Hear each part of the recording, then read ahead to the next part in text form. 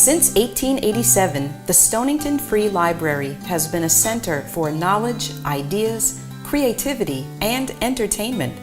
It is a comfortable and welcoming community space for the town of Stonington, Connecticut, where all ages can explore, discover, gather, and learn within a building of distinctive and unique architecture.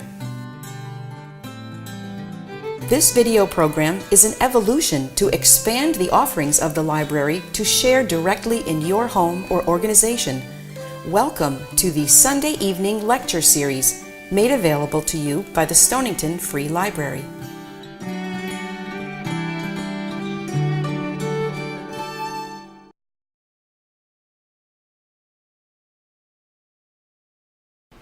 Well, good evening. Thank you for coming to the Sunday night speaker series. I'm Kate Randolph. I'm a trustee at the library, and I'm thrilled to be here introducing Laura Jackson.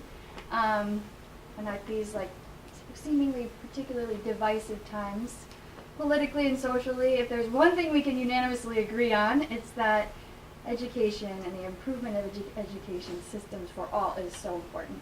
And so that's what Laura does at Highlander, which I'm sure you read about on her bio. But just to be a little more specific, Laura manages the EdTech Rhode Island, right? Mm-hmm, that's right. Okay. And they develop, implement, and measure these digital educational tools. So in student learning, which is awesome, totally awesome. And they live right here in Stonington, which is the greatest too. So into the new One-Room Schoolhouse we go, right? Yes. So it's new digital tools for personalized learning with Laura Jackson. Thank you so much. Right. All right. Thank you, everyone. So I appreciate you very much using your extra hour today to come here and learn with me. Kate kind of gave you a little bit of a glimpse into what we're going to be doing today. I'm going to move past this screen. So if you haven't had a chance to do this, don't worry. It was really just to get some data that I can look at later. So yes, I titled the talk The New One-Room Schoolhouse, Using Digital Tools to Personalize Learning. And what I want to do tonight is to show you some of the tools that teachers are using in the schools that I'm working in to create a more personalized learning experience. And I'll talk a little bit more about what I mean by that. I think these tools help you start to see what's possible with the use of technology in education and where I think education is going. So a little bit about me. As Kate mentioned, I'm a resident here in Stonington, but I work at an organization called the Highlander Institute in Providence, which is an education nonprofit. And we typically are working with school districts or individual schools and coaching teachers around how to integrate technology. We know that it's not as simple as just giving them access, but in order to actually change instruction and have them use technology in a meaningful way and in a way that actually improves instruction, they need ongoing support and coaching. So that's what we do.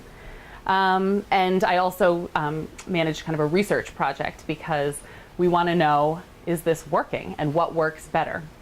The last time I was here, which is almost 2 years ago, that was one of the questions I got. Someone asked, well, is anybody doing any research to see if this stuff actually works? And at the time I was like, I don't know, maybe, but I'm not. And that's changed. We've kind of taken that on as an additional project because we don't think everything is created equal, and there are probably some tools that work better than others. So that's become some part of our work. And previously, before doing this, I worked at the State Department of Education in Rhode Island for a time, and then before that was an English language arts teacher, mostly at the middle level. So I know that reveals something about me because middle school teachers are always just a little bit off. If you choose to work with pre-teens, you're a little bit off, but it's such a fun age. So I would like to learn a little bit about you and kind of know what you're coming to this with. So raise your hand if you are an educator or were an educator by trade. Okay. How about if you have school-aged children, so a child who's currently in the K-12 system or grandchildren who are in the K-12 system? Okay. And how about how many of you had computers in your classrooms when you were in school? Okay. And how many people use computers in their work currently?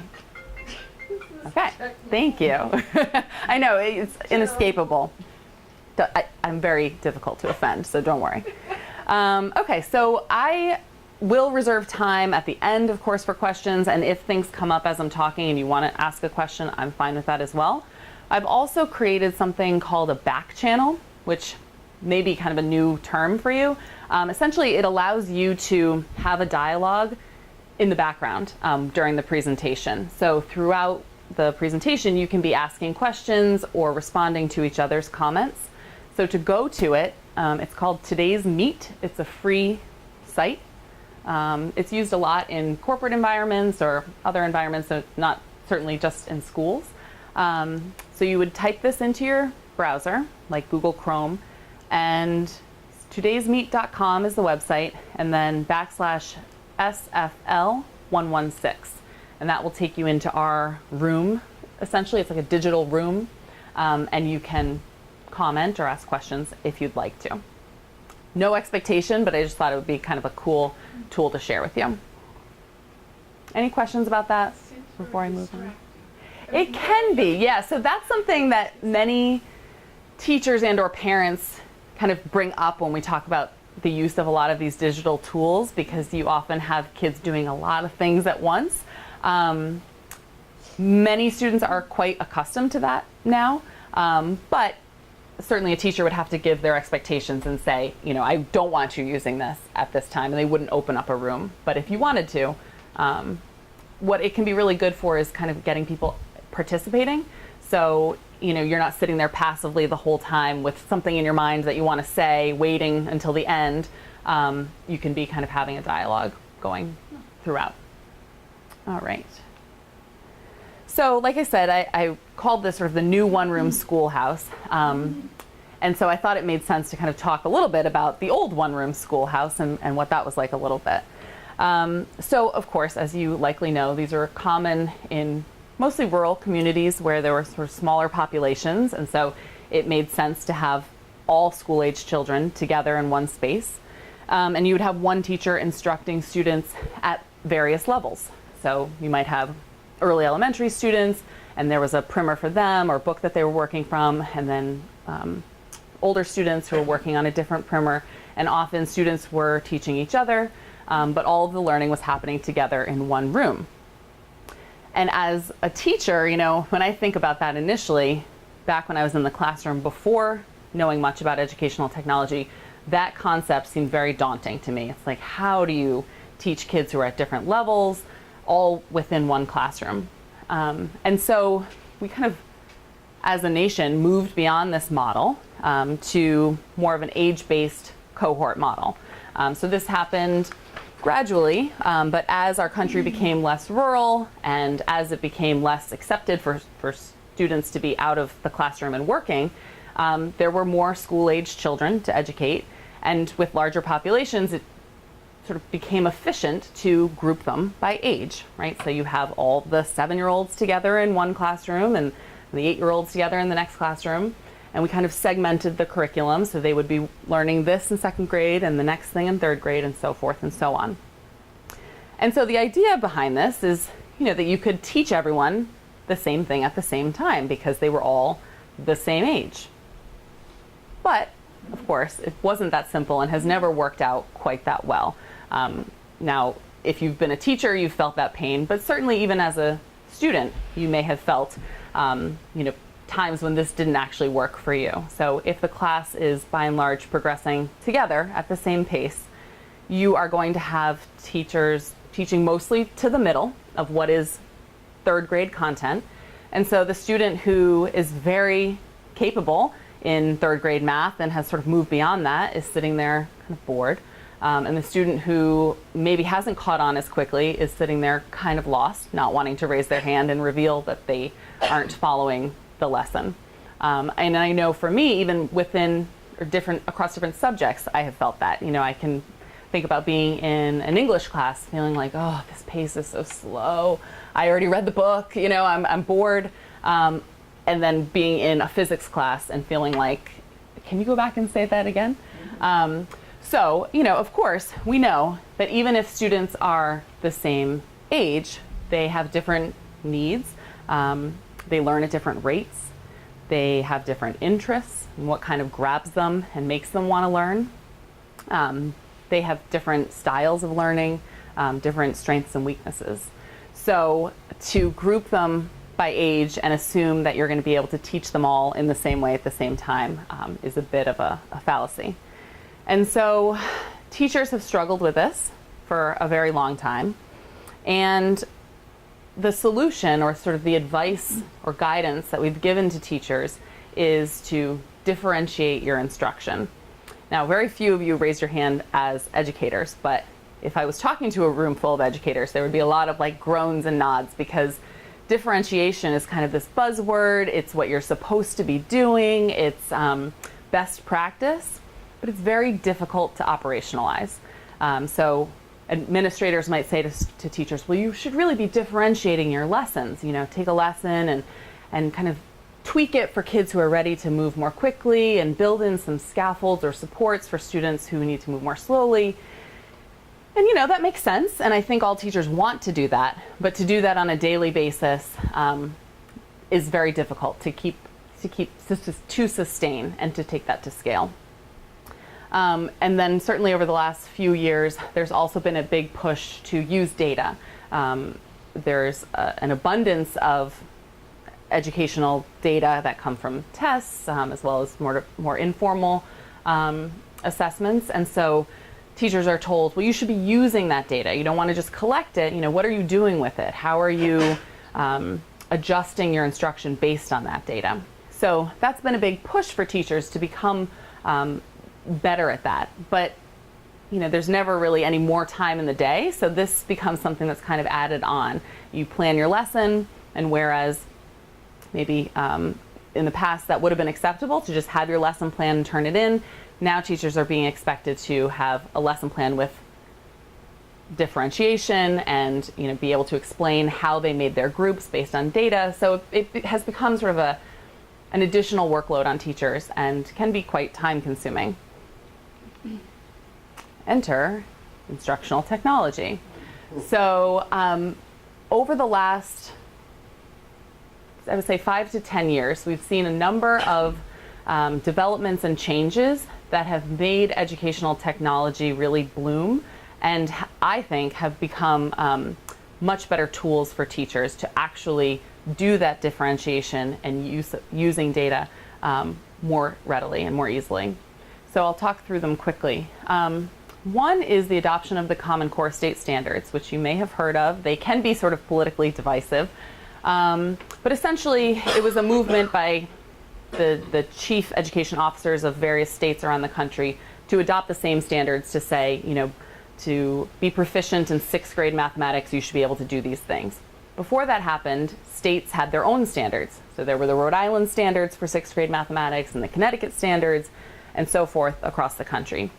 And that was problematic for a variety of reasons. One simple way would just be if students are moving between states, they might get, you know, multiplying fractions again because it's taught in one grade level in one state and then at a different in another state. But also for the purposes of educational technology, adopting common standards allowed for software companies to develop software written to the standards that they could market nationwide, which is much more affordable for them than to create software for the Connecticut standards and the Alaska standards and so forth.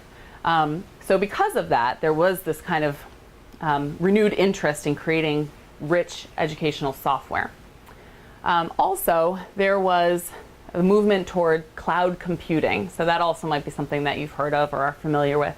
This idea that our data, instead of being stored locally on a device, like where you used to have all your email on that computer, now it's stored on a server somewhere in the world, and you can access it from any device. So you can hop onto my computer and access your email as easily as if you were on your home computer.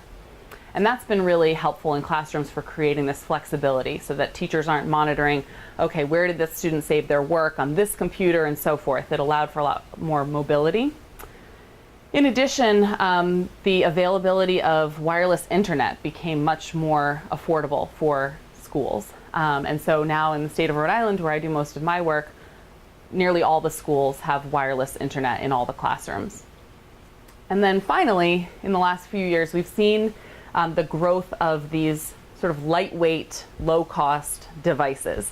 So tablets and Chromebooks, which are kind of like stripped-down laptops. They don't have all the functionality that you would have of a desktop computer or even a laptop computer. But Chromebooks in particular are very quick. They boot up quickly. They allow students to get to the internet and do a lot of the basic functions that classrooms require. And they can be around $300. So schools now, much more commonly, are able to equip classrooms with, in many cases, enough devices for a third of the class at a time. And in other cases, they're actually doing what's called one-to-one, where they're giving a device for every student. And so all of that has kind of set the stage for the use of educational technology in a more robust way. You know, certainly computers in classrooms aren't new. We had Apple IIs in my elementary school in the 90s, but what we're talking about is not learning about computers, but using computers to learn. Just came up with that, and that sounded pretty good. Okay, so all of this, like I said, has kind of led us to this place of actually being able to achieve a more personalized learning experience for students. So why does this matter, or what does that really mean? I think, and my colleagues who do this work at Highlander think that these tools have the potential to really disrupt what schooling looks like in our country. That model that we've used for quite a long time of age-based cohorts where kids, by and large, move through content together into one that's much more geared towards individual students that allow them to move at their own pace and have more flexibility in what and how they learn. And so with these tools, students can move forward when they're ready and not when the calendar or the clock tell them it's time to move on, right? You know, the unit's over, and whether you learned it or not, we've got to move. So this can look, this can take many different forms. So for example, a student might test out of a topic that's usually taught at their grade level, but that they've already learned. I gave the example of, you know, like a third grade math concept earlier. So, you know, someone for whom math comes very naturally, they may not need that direct instruction on multiplying fractions because they've already learned it and they're ready to kind of keep cruising. And it's a shame to hold them back to say, well, the class needs to learn about multiplying fractions. They also might be able to progress more quickly or more slowly. There are students who are just as capable, but just might need more time to get there in a particular content area or on a particular unit. Might be just decimals that they're hung up on. And then with the use of these digital tools, excuse me, teachers spend far less time doing whole group direct instruction, so they have more time and capacity to do targeted group instruction or even one-on-one conferencing. So they can be more tailored to what students prefer in terms of how they learn, in terms of the content that they're focused on. So there are a variety of tools that are in use currently and more all the time. And they kind of range from more teacher-centered tools, so tools that the teacher has in his or her repertoire and can work them into still a more traditional or teacher-centered lesson, ranging to online coursework, which is pretty much run by the student, and the teacher acts as a facilitator. So I'm going to go through each of these briefly tonight and show you a few examples. It's certainly not a progression in terms of, you know, your hope is to get to here, or that there's, you know, one is better than the other. It's really about what the teacher is trying to achieve in the classroom and what they want their classroom to look like. So many teachers might get very excited about using Web 2.0 tools and incorporate them into their instruction and kind of stay there for a while, and that meets their needs. Other teachers are kind of pushing into some of these newer models, and like I said, I'm not sort of making a value judgment to say that those are better or worse. It's just different, and it moves from more teacher-centered to more student-centered. So the first category are these Web 2.0 tools, and these are typically cloud-based tools. Many of them are free. The ones that I'll be showing you tonight are all free or have a free version. And they enable teachers to go out into the world of the internet and find and curate and share digital content. And many of them also enable you to create your own digital content quite easily. So I want to model each one. So the first one is Socrative, which some of you had the chance to play with when you first came in. So let me pull that up. So this is essentially a quiz tool.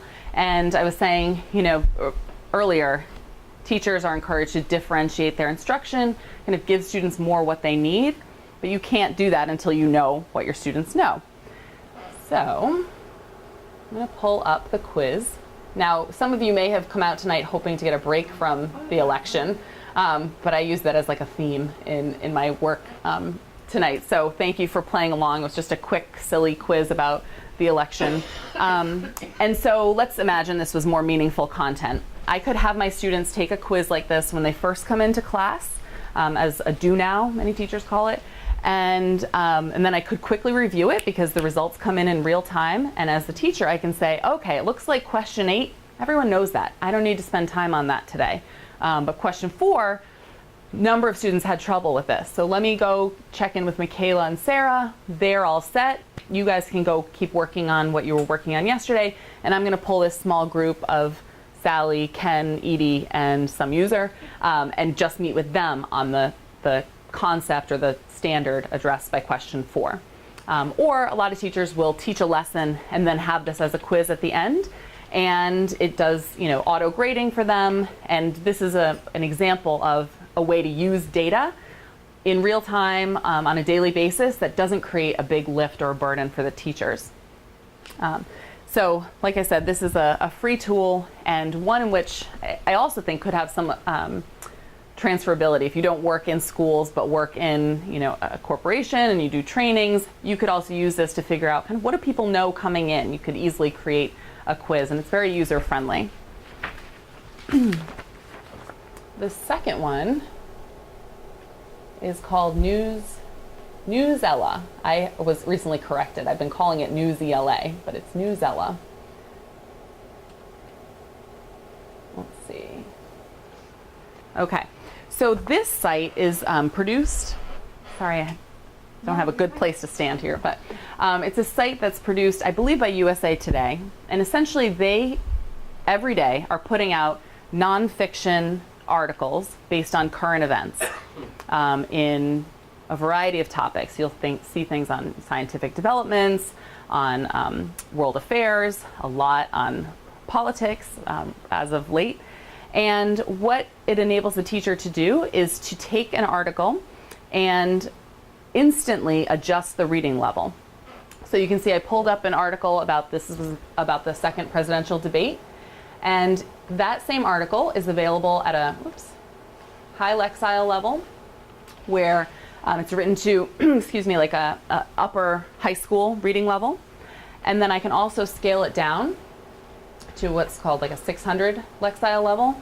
And what happens is the content doesn't change, but the sentence structure becomes simpler, the vocabulary is simpler, so students can still access the content. They're not reading something that's geared towards younger students, which is often what happens when kids are reading at a lower level than their grade level. So you can have students working in a small group. They're all talking about the second debate, and they have the same access to information, but it's at a level where they can read it independently. And so you can see I could also translate it into Spanish, which is a huge tool for many of our teachers who are not native Spanish speakers but serve children who are. And then I can also browse text sets. So by, let's see, for literature, for science, for social studies, I think I previewed one. So I can say I could find a text set that was relevant to what we were studying, and then within that they have sort of curated multiple articles that all relate to that idea. So it's not here, but one I was looking at earlier was about immigration. And so you might say we're studying this in our social studies course, but there were multiple articles, one about children, one about the Border Patrol, one about policy. And so you might let students choose which article they're interested in reading, and then you can also gear it towards their reading level. So that is something that would have taken teachers hours of work previously to find articles that interest their students, and then gear it. I remember having to create a word bank with a glossary to try to help students who couldn't access the text that the class was reading. This is free, instant, and they have articles the next day. So the Cubs won the World Series, there's an article about that the next morning. Really high interest things, the Colin Kaepernick protest, that was a really interesting text set that they created around protest movements in the United States and how athletes are using their platform to make their voices known on various issues. So that's a really exciting tool in my opinion. And then finally, there's a tool called Blend Space. And so this is if you wanted to go beyond just text where you're reading, although I should have said the News Ella also includes quizzes. So based on the article, those are auto-generated for the teacher. If you wanted to go into other types of resources, let's see here. I gesture too much. I'm Italian. Okay. Thank you. So let's say you wanted to go beyond just, thank you. That's okay? It kind of broke off a little bit. Oh, geez. It's okay, but if you flip it with the mic. Okay, right like there, that? would Okay, be perfect. There you go. Right, yeah, I guess. Picking up her voice on the camera. Thank you. So let's say you wanted to go beyond just reading articles. There are, of course, any number of different types of resources now available on the internet, like videos and websites. There are games that you can find. So what Blend Space allows you to do is to create what's called a playlist on a topic.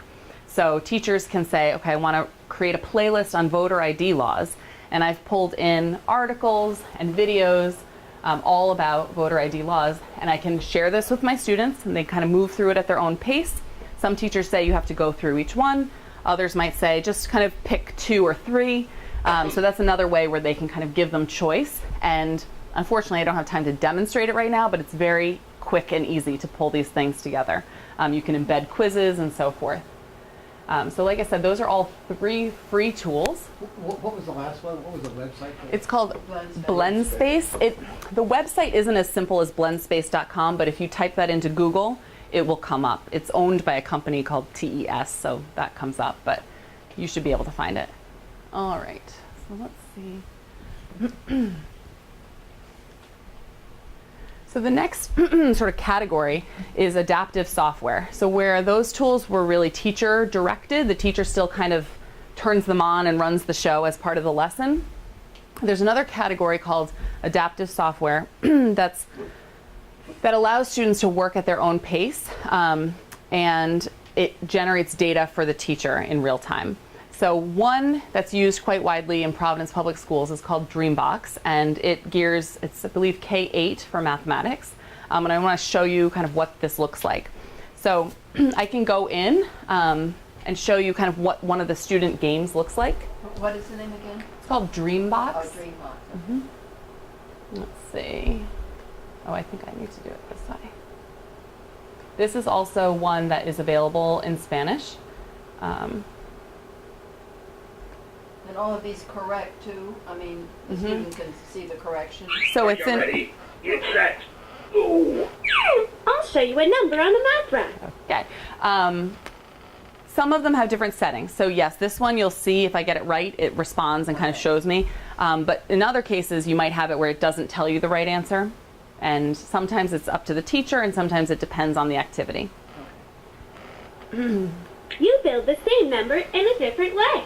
Here's one way to build 17 in a different way.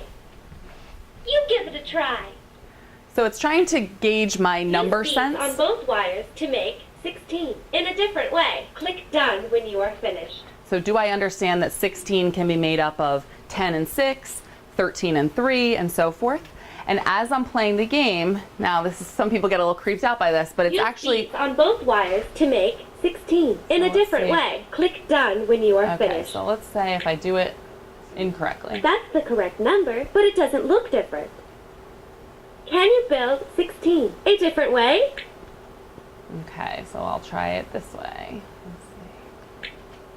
And then 6. So he like waters the plant and the plant Use these grows. on both wires to make 12 in a different way. Click done when you are finished. I'm going to pause that. But so it's monitoring how long it takes me to make a decision, and then if I make an error, what was my error? So some students at this point might still click one bead at a time. Other students may have realized that they can kind of group and move 5 beads at a time. You know, it's monitoring that type of thing to give feedback both to the teacher to say this is what the student is struggling with, and to adjust what I see next. So if I finish this game, if I've done well, it might give me something more rigorous. So you might have students sitting in the same 2nd grade classroom in Providence. One might be working on 4th grade math, another might be working still on kindergarten math. But the beautiful thing about that is they don't know what their peers are working on. There's no sort of stigma about moving ahead or being behind. It looks the same. And the teacher isn't having to scramble and think, well, okay, I'm a 2nd grade teacher, I know 2nd grade math, but let me figure out what this kid needs who's, you know, on 4th grade concepts, and let me try to, you know, go find resources for the student who's at the kindergarten level. So that's an example of an adaptive software. And it's adaptive because, like I said, it will auto adjust as the students work in the software.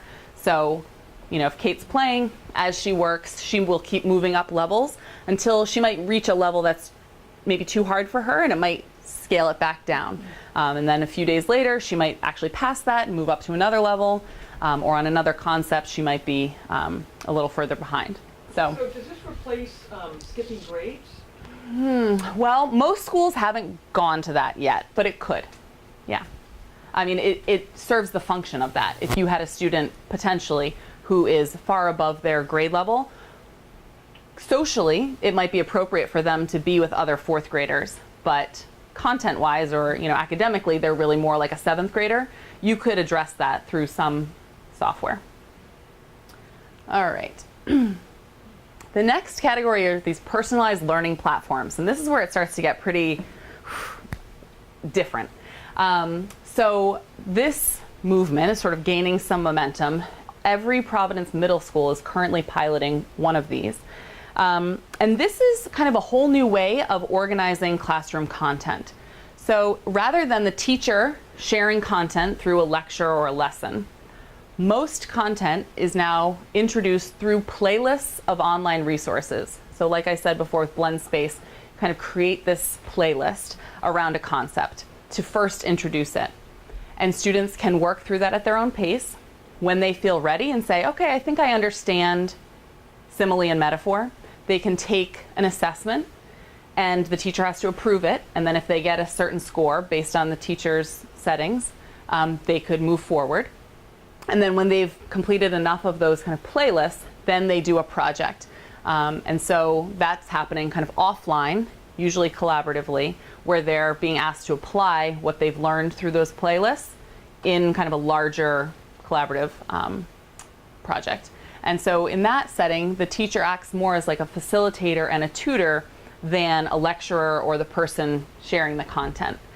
So 3 here that I've listed are kind of popular right now. I'm sure there are others, but I know these are being used in Rhode Island, and I think the demo that I have is from the Cortex Tool, which is from the Brooklyn Lab Charter School, because I could kind of describe it, but it's hard to imagine until you see. So I'm going to show you just a minute or two of their video about this tool. Is our next generation learning platform that weaves together complex progressions for students and teachers of digital tools and assignments. Here, Lauren is navigating and looking at her class schedule, where she needs to be, when she needs to be there, as well as key academic data. After reviewing her schedule, Lauren looks at her learner plan progression. Here, Lauren can see from simple colors, green, yellow, and red, if she has mastered grade level content. She clicks in one of these playlists and then is able to access different types of content. Lauren is also able to tell a teacher what she likes and what she doesn't like. Teachers are then able to download student feedback on individual assessment items. As you can see, Lauren's playlist contains a wealth of different digital resources and tools, different ways to explain the same complex Common Core standard, from video to interactive notes to interactive manipulatives to just plain worksheets. When Lauren feels like she's progressed through enough resources and content that she has a grasp of the unit standard, she requests to take an assessment in Cortex. This assessment request is sent to her instructor, who views Lauren's completion of the playlist and then approves or denies Lauren taking the unit assessment. This unit assessment is often I'm going a to stop there for the moment resource, no more than 20 questions. And show you kind of what this looks like in a classroom, because some people might have the impression or the fear that with the use of these tools, kids are sitting at computers all day, not talking to anyone, and just working alone. And that's not what we promote. So this is a classroom, a 5th grade science classroom that is using another one of the tools called Buzz. And he's created playlists around the science content that he's teaching. You'll hear him, I think, at one point talk about it as a mission, because the kids get their mission through the platform. But you'll see the students are working with the teacher in a small group. Some are working on the computer independently. Some are working with a partner. And then some are working on some offline tasks. Going back to those properties and size, right?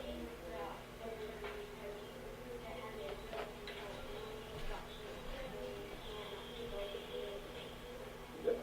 John, you had an idea? I was going to say, both of You think it would catch it? yeah. Good. So a mixture, all it is two or more things put together. So now we're going to switch gears a little bit. We're going to talk about solutions. So erase your boards. I'll be right back.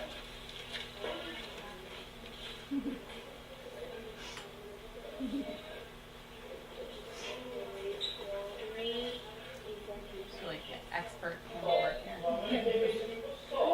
I think it's 5th grade, and this is in Foster, Rhode Island. I'm going to add it to the wall. Just like we did in class. We'll stir it up.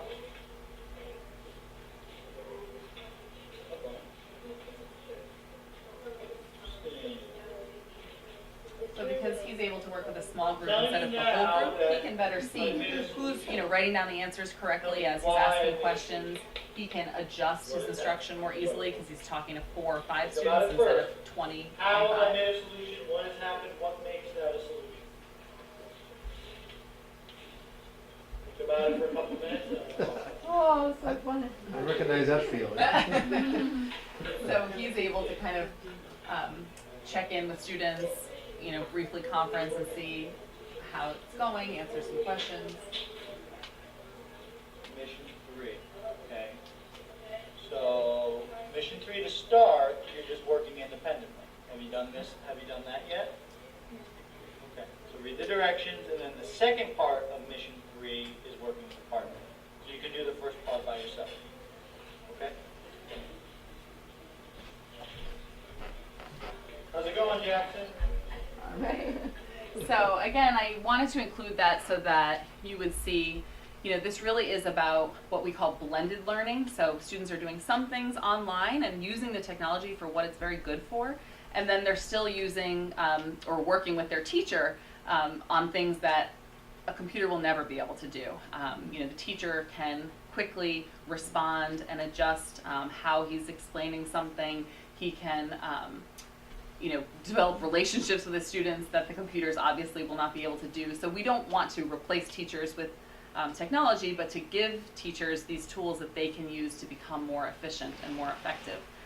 And certainly always creating opportunities for students to talk and collaborate so that they aren't just working on their own all the time.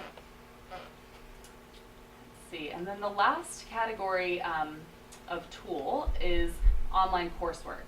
And so these are actually very uncommon in elementary schools, but somewhat more common in high schools, particularly I've found in rural areas where they have smaller populations who may not there may not be enough students to justify adding a course, like say an AP chemistry course or a Mandarin course. Many rural schools are now using online coursework to allow students to take those courses that they can't sustain within their school. And the school that I'm working with that's using this for a very particular need is the Rhode Island Training School, which is the correctional facility in Rhode Island. So students from any district in the state who are convicted of a crime and have to serve time go to the Rhode Island Training School. And so, as you might imagine, they're coming in from truly any district in the state at a variety of levels with a variety of needs. And so that's very difficult for, say, the math teacher to teach Algebra 1, Algebra 2, geometry. You might have students who are getting into calculus. Same thing for the science teachers. So they're now using a product called Edgenuity that allows students to take a self-paced online course. And it has a variety of tools that are really useful for this population as well. You can translate it into a number of languages. It has supports like text-to-speech, where students who might need to hear it as well as read it. And all these things that teachers used to have to try to figure out on their own are now provided through the software. So you'll have students who are all in, I know these are really uninspiring pictures. They can't take pictures of photos of students in these classrooms, but this is kind of how it looks. They're in the same classroom working on potentially very different content. You might have one kid in physics sitting next to another kid who's in chemistry, and then the science teacher is kind of going around trying to answer questions, help coach the students, and then they might poll them for a small group based on what they see on the back end. So I'll very briefly show you what that looks like.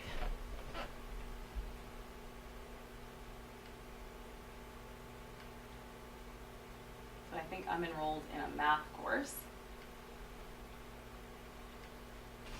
And it's a lot of video, and then it also has like embedded quizzes and assessments. In this lesson, we're going to be answering the question, what is quantitative reasoning?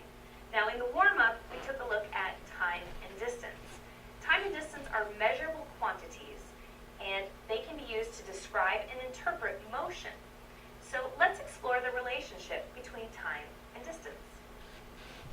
So that one's pretty simple, but imagine it's a video about a more complicated topic or piece of information and I didn't quite understand. I could play it again, right? And many students are more comfortable doing that than actually raising their hand in front of the teacher and saying, I didn't understand that. And then it will move on to the distance he's traveling. So I'm now going to reset him. And this time, let's just take a look at the distance. So we're looking at the vertical axis in terms of centimeters. So now as I walk, again, it's moving, the green line is moving as if we were just graphing the distance. And so the further and further he moves away from the starting point, the further up on the graph it's going to go. So this time when the turtle stops, something different happens. The graph stops as well, because as he stops, the distance is not increasing. So it's much more dynamic than trying to learn something in a static textbook. You can actually see it happen. And like I said, there are all these tools that I can use. I can adjust the speed of the audio. I can use different types of calculators depending on the course. I can highlight. I can translate it into a variety of languages that no one teacher would be able to accommodate for the most part. So it's pretty cool. It's not, I wouldn't think this is something that's going to become mainstream in most high school classrooms, but it can serve the purpose in certain instances, and I think it's really exciting to see kids at this school actually getting access to the content that they need, as opposed to sitting through kind of like a general science course and just killing time. So, getting... Oh, that's good. It is good. I love that. I want to conclude with this because I think it's really important to kind of step back and say, like, not only is this stuff cool, but why does it really matter? And from my opinion, I think we know that the world is changing. What students are going to be asked to do as professionals in the future is changing. We know that people already are changing careers and changing organizations much more frequently than they used to. we know that a lot of the jobs that students will have in the future don't exist currently, so we can't train them for those jobs yet. We have to equip them with the skills to be self-directed learners and to know how to teach themselves. So a lot of these tools that are putting more of the control in the students' hands, I think are really appropriate for this day and age, because we do want students to be self-directed going forward, especially as they're going to have to learn as adults. And I always want to emphasize that I don't believe that technology will or should replace great teaching, but I think that this type of educational technology can go a long way to making teachers more efficient and more effective, and better able to personalize learning. So, thank you so much. And if you have questions that you were waiting to ask, I'd be happy to answer them. So is this attracting more teachers or younger teachers or teachers that really want to get into the field because it seems to be easier to adapt to your class? Right. I don't know that we've seen yet that it's attracting more teachers to the field. I think that younger teachers can be more receptive because it feels more natural to people who have maybe grown up using technology. Right. But it's certainly not a hard and fast rule. I mean, I would say some of my greatest sort of success stories of teachers who are shifting to a blended or personalized model have been seasoned veteran teachers who have really strong content knowledge and classroom management skills, all the things that they've honed throughout their career, and now they can apply these tools that kind of start solving problems that they've always wrestled with, and they can really fly. I was saying earlier, I think we were talking about it, it's a matter of kind of changing the current workforce, but also making sure that the teachers who are coming up through the teacher prep programs are getting exposed to some of these ideas and tools so that they can hit the ground running, because that isn't currently the case. A lot of schools of education aren't really focused on this yet. So you have new teachers entering the classroom who, they're very comfortable with technology, but they aren't learning how to teach with technology. So I think by and large, many teachers are kind of won over once they learn more about what this is. But I don't know if it's actually bringing more teachers into the field. And a second question, how does Connecticut compare to Rhode Island? I'm not that familiar with Connecticut. I wish I had more knowledge to share. I know that in Rhode Island, it's been a concerted effort from the top for many years. And I don't know that that's been the case in Connecticut. So in Rhode Island, it's called, it used to be Deborah Gist, who's the Commissioner of Education, and now it's Ken Wagner. And they've both really embraced this idea and kind of pushed it in terms of funding and policy. And that's had a big effect. And Rhode Island was also a race to the top state, and that was sort of part of that grant work as well, was pushing educational technology. So I think that's impacted Rhode Island's movement on this. I don't know about Connecticut as a state, although just today someone forwarded me an article from the Day about a school in New London that is using a new math software, and it's called School of One, I think, and they're having excellent results. So I'm sure this is happening, in places around the state, but I don't know how much of a statewide effort it's been. Okay. I got a different question that's worried me for years, and it's exemplified by Lord Chesterfield and his son in the late 18th century. Okay. The son goes to Oxford and reads Latin and Greek and the classics. And he writes a letter to his father, and he says to his father, "You really ought to read more, Dad. You don't understand, you haven't been versed enough in the classics. I'm disappointed in you." And Lord Chesterfield writes back, "Son," he says, "much learning can be obtained by the reading of books. But the most important learning, understanding of the world, can only be obtained by the reading of men." Now my question is, all of this technology and all the kids on the little machines, all the information in the world doesn't give you an understanding of how the world works or how men and women, or it doesn't give you the understanding of how to read Right. a person, what they're going to do, how to understand the circumstance. So there's a division in my mind between the child who's learning a tremendous amount of whether it's math, science, or so-and-so.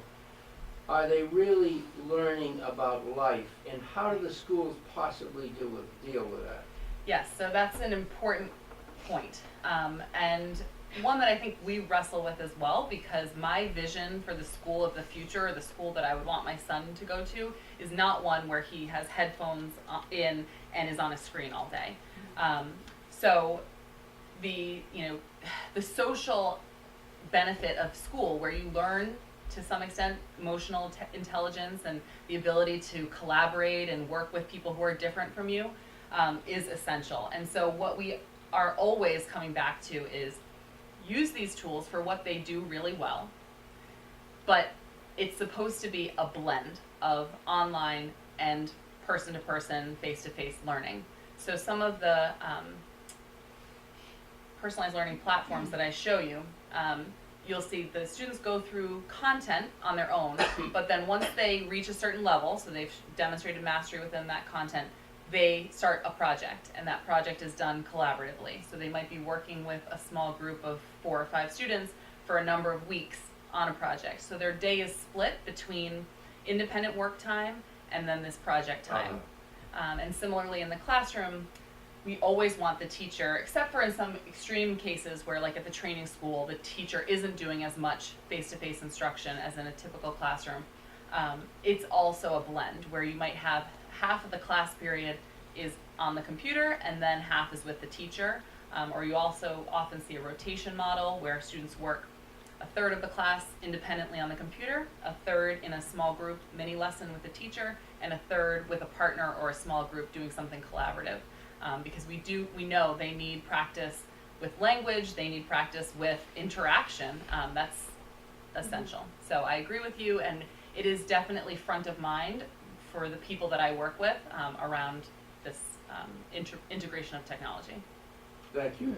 And so based on your data, what is the right ratio? In terms of how much time? How So, much time is spent on personalized learning versus group? right. So it depends a little bit on age, right? So for like kindergarten through early elementary students, we never want them on a screen more than like 20 minutes at a time. So we haven't really looked into like how many times a day they're on a screen, but those sessions, we don't want them plugged in for longer than that before they switch and they're doing a different modality of learning. Older students obviously can sustain it. But in the schools that I'm working in and that I've observed, I think it ends up being, in the high schools, about half and half of like online work and more traditional. And then in the elementaries, I would say it's a little bit less. Maybe it ends up, usually they're in the elementary schools just using it for reading and math. So they might be online for a portion of their math block, which is about 90 minutes. So usually about like 25 minutes, and then 25 minutes in reading. So they're still getting, phys ed and art and music and all the other things that typically are part of an elementary schooler's day, that we want to always be part of an elementary schooler's day. Are they scoring better? Yes. So it's hard to do like a hard and fast, use of technology makes scores go up, because there are really poor implementations and people who aren't doing it well, and there are tools that are better than others, So it's hard to say across the board, but yes, there are a lot of really encouraging signs. So the one that I like to point to is Pleasant View Elementary School in Providence was the model school for the state. They were kind of out in front. They won a grant from the state to bring computers and software and trainers and coaches into the school for a few years and really go down this road. And they've had phenomenal growth on their state assessments. And then anecdotally from teachers, I hear it all the time that they are just thrilled with how what they're seeing in terms of what the students know. And also, to your point, many teachers tell me they know their students better than they ever did, both because they're spending much more time in small group than they ever did, and because they are getting such rich information about their students. So whereas, you know, I can say as a teacher, I used to think like, okay, he's like kind of high and she's kind of in the middle and he's kind of low, they now are able to be much more nuanced about that and say, I know students are strong on this and weak on this and they have an interest in that. So it can serve the purpose of actually helping teachers and students connect better. Wow, that's terrific. You know, it does, and it keeps you awake. In medical conferences, they use that graph system where, and then they play music, they ask us questions, and then you push this little thing and you see whether you flunked or passed. Right, and so you can actually interact and, I think, and you know, usually huge rooms. right, and for better or worse, kids today are very plugged in. They're very accustomed to things changing quickly, right? They're watching a show for a few minutes or they're watching a video on YouTube and things are very fast and dynamic. We can argue whether that's a good thing or not, but their brains are wired that way now. So many teachers do find that this is more engaging for students to be able to be switching modalities during the day and doing some small group and some online, and having more engagement with tools like that. Do you think this is a way to address some schools that don't have great teachers? I mean, is this a way to kind of bring up? Yeah, so that's tricky. Kind of is my answer. So if my son were in a classroom of a teacher who wasn't very skilled, I would want him to have access to Dreambox because I would know he's at least getting rigorous grade level content and he's able to move if he's ready. But it doesn't fix bad teaching. So, and teachers who don't have good classroom management will struggle with the integration of technology because you can say, stay on this website, but not everyone will, although there are tools to help with that as well. So in some cases it can almost create some chaos with management if teachers aren't strong in that way. I know that at the training school, because they are a fairly small school, but they have to serve so many needs, they know their two science teachers can't be expert in all things, so they feel like this is a good way of kind of supplementing what the teachers know and can offer. So I know some teachers have that anxiety that this will come in and kind of replace a teacher, but that's certainly not the vision and not what it's intended to do. I would think the prisoners of all people need the interaction. Right. Yeah, it's tricky because they're very limited in like what they're allowed to do in a classroom in terms of like movement, and sometimes they don't want kids collaborating for a variety of reasons. So yes, I mean also the vision for that place is not that they're on computers all day long, but if you knew what was happening previously in terms of instruction, I do believe this is an improvement. Yeah. And it's motivating because a lot of those students are very far behind, so they're coming in knowing that they can't graduate on time based on their current course completion. But if you give them access to a product like this, they are literally a captive audience and they can use their time to advance. So you could finish Algebra 1, ostensibly, in half a semester, you know, if you were working at night and working on the weekends, and go into Algebra 2, whereas in a traditional classroom, you have to kind of wait until the class is over. So that's, you know, we're still figuring it out, but that I think has a lot of potential for that population.